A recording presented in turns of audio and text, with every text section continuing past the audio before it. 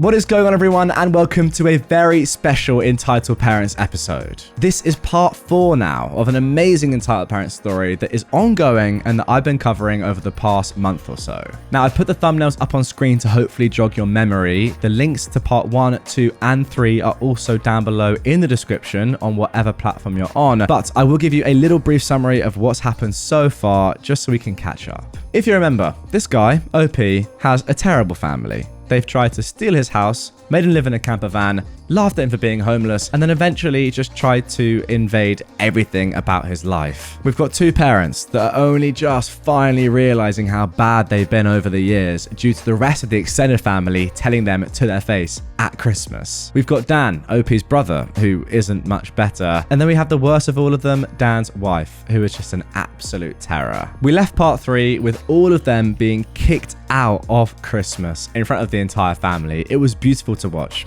And that is where this story picks up. Once again, if you haven't caught any of the previous 3 parts, down below in the description, you need to go and watch them first for this to make sense. However, before we get into that, I'm first of all delighted to say that we are now over halfway towards my marathon fundraising goal. Over £1,000 has been raised. If you didn't already know, guys, I'm running the London Marathon on the 23rd of April on behalf of Kids Charity, an amazing charity that supports young disabled children and their families. And I've got a goal of £2,000, which, if I hit it, I'll be making a video in full Karen makeup with a wig and a dress. And also, guys, as you probably know by now, every donation that comes in, I will shout out. So without further ado, I've got some shout outs to be made. Starting with Will with the £40 donation. Good luck, Jack. Thank you very much.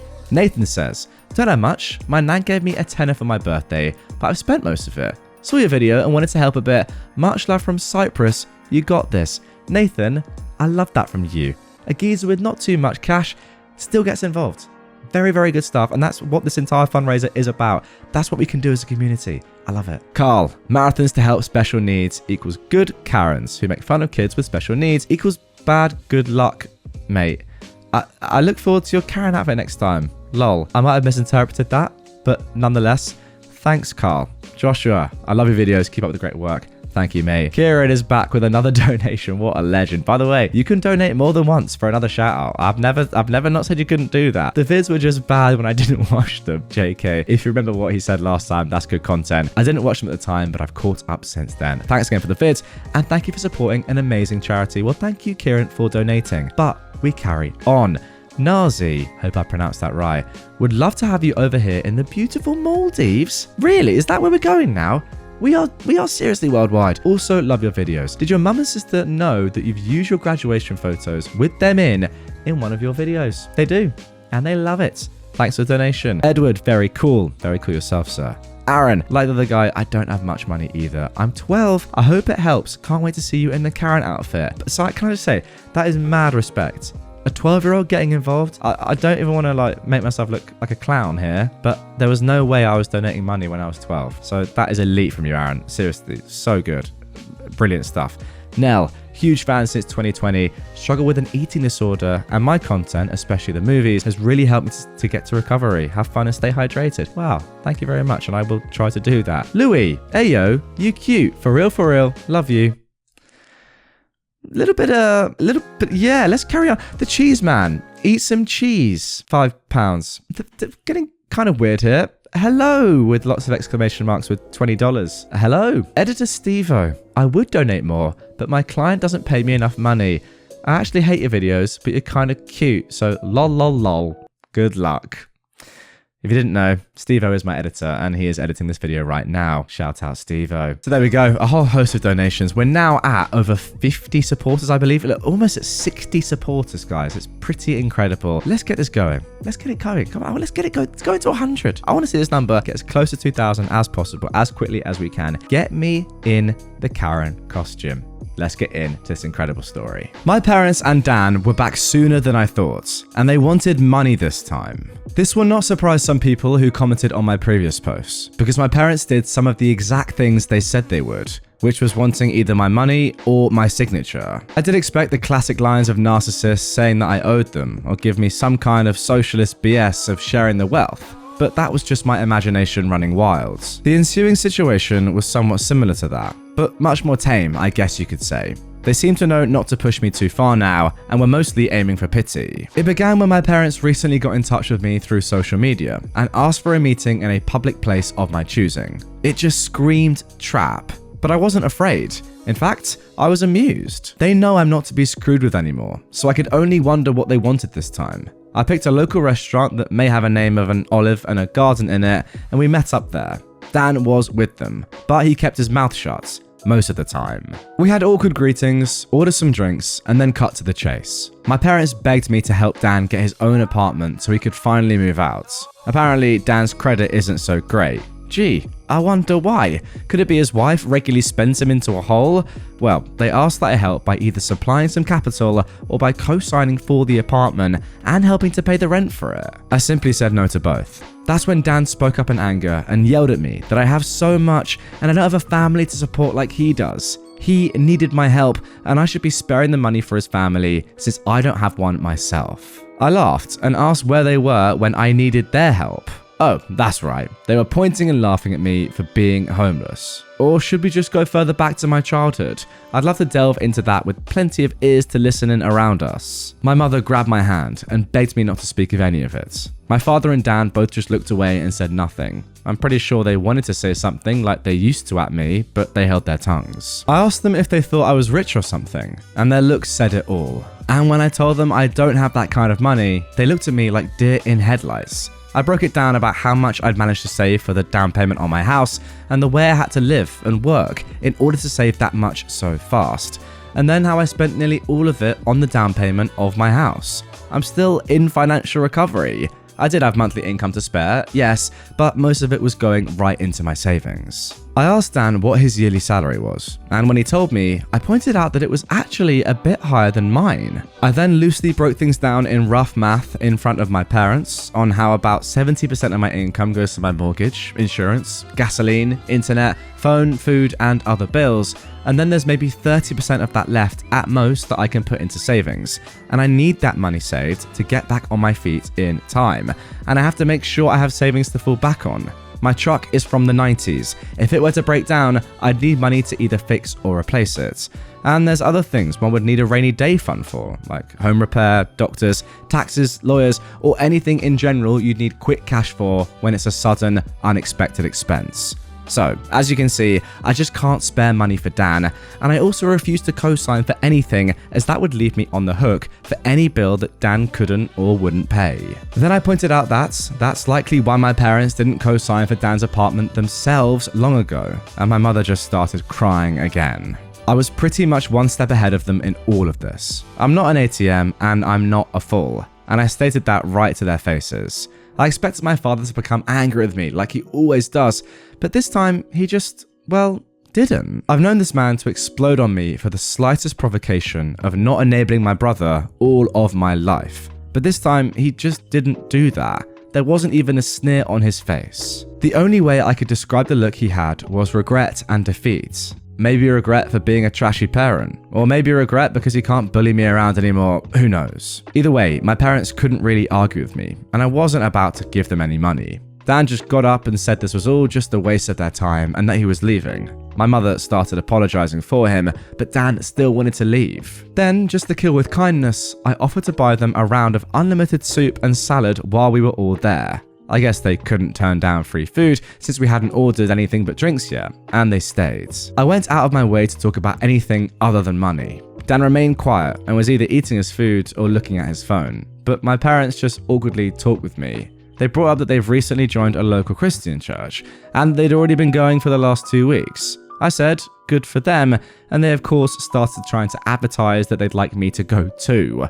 I simply said no thanks, and they were smart enough not to push further. When the meal was finished, Dan left a $10 on the table for the tip and walked off without saying another word to me or anyone. My mother just excused his behavior and we all parted ways. That was about it. Not nearly as much drama as I thought there'd be, but this is still far better than how things used to be with my parents and brother. As for my sister-in-law, well, she's been regularly complaining online about my parents. She really doesn't seem to like the fact that she's not queen bee of their house, and I think her toxic attitude is finally getting to them. Why else would they be so desperate to come crawling back to me? My sister-in-law actually wants my parents to move into a camper like I had to do in order to make space in the house. And she's being told no every time. She does seem to have a following of Karen-minded people like her though, because here and there I get messaged by someone I don't know that's intent on raging at me for not giving up my house for my sister-in-law. I don't bother to argue with these people anymore. I just block and move on.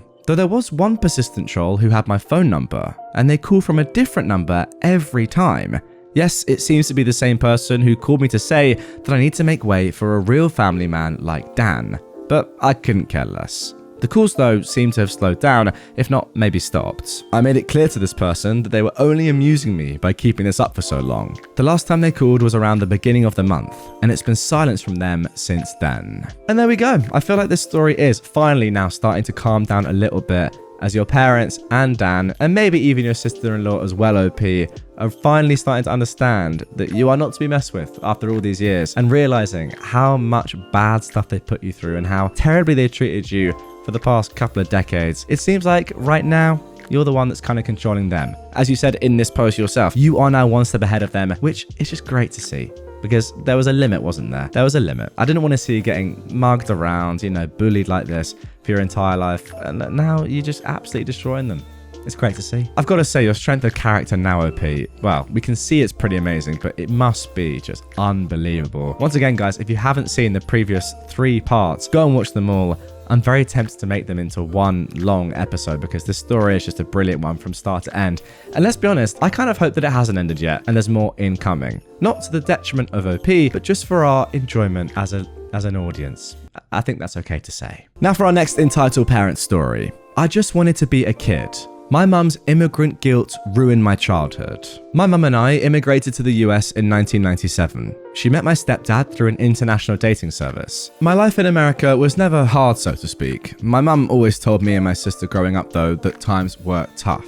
As a kid, I never knew what that meant. My childhood was filled with the word no. As a kid, you're gonna want toys and to go do things with friends. Mum always said no. And if I asked my stepdad, all he would say was, go ask your mama, which always led to a no. Now I'll say this, I was never starved. I was given what I needed growing up, but it was always bottom of the barrel. I remember asking my mum for a pair of Nikes once, and I really mean once. They were $65 and my mum looked at me and said, you're so greedy. You're so ungrateful for what you have. Your family back home could never afford nice shoes like that. Don't ever ask me for shoes like that again. Until I got my first job, I wore Walmart and Kmart. My mum had it drilled into my head that me asking for things that any kid would ask for was wrong, that the family back home had it so bad that I would be doing them an injustice for having clothes or toys or video games when they couldn't. A side note that is important. When I came to America initially, my mum and stepdad did not want me to start school a year late,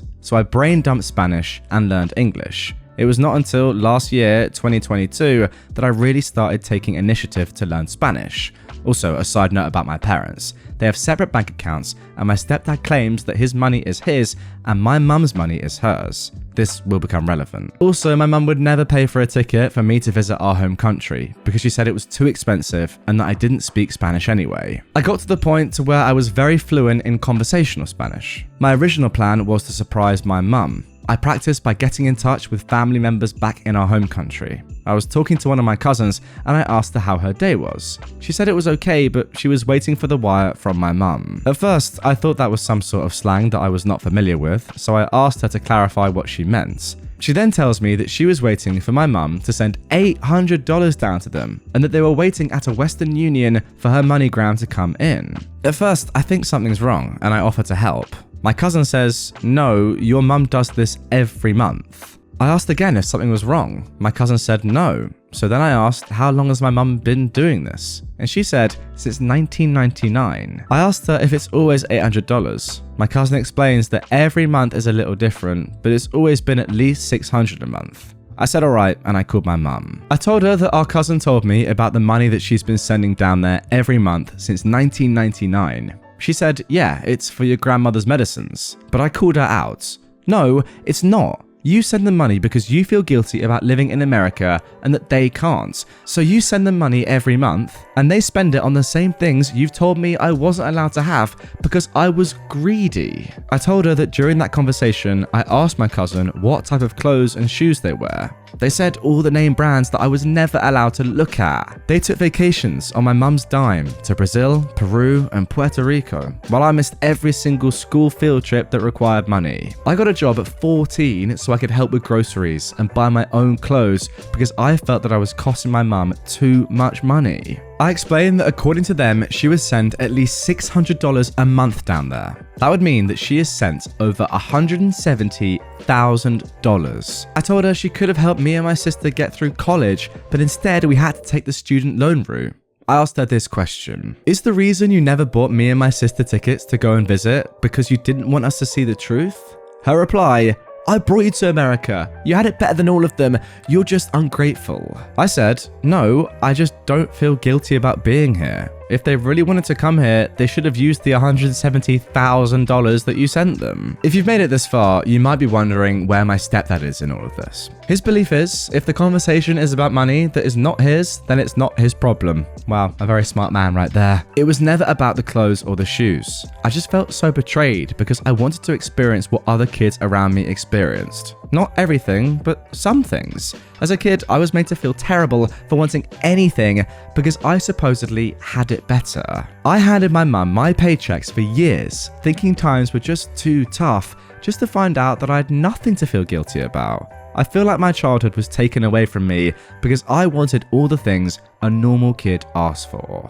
Wow, super interesting story there. I'll be honest, halfway through reading that, I wasn't quite sure what I was thinking. I kind of felt as if OP was quite spoiled and hadn't realized it yet, but then as I continued to read, I realized exactly what was going on and the fact that OP's thoughts were completely justified. And in truth, yeah, you're right. Your childhood was kind of stripped away from you and you were made to feel emotions that you really shouldn't have felt, you know, guilt, remorse probably, just because of your mother. What I'll never understand is someone that favors their extended family over their literal children. I just don't really get that. And what is the point there? Like, why are you sending so much money over to your family? I would get it if you had that money and were spending it, you know, on lots of different things, as in if you had a massive income stream, an amazing job, and you were like, okay, yeah, I have some spare money to send to my extended family after treating my kids to a great life. But the fact of the matter is, you are not forcing, but you know, pretty much encouraging your 14-year-old daughter to work, taking some of her money, her paycheck, and then sending it to your extended family and telling her, your child that is,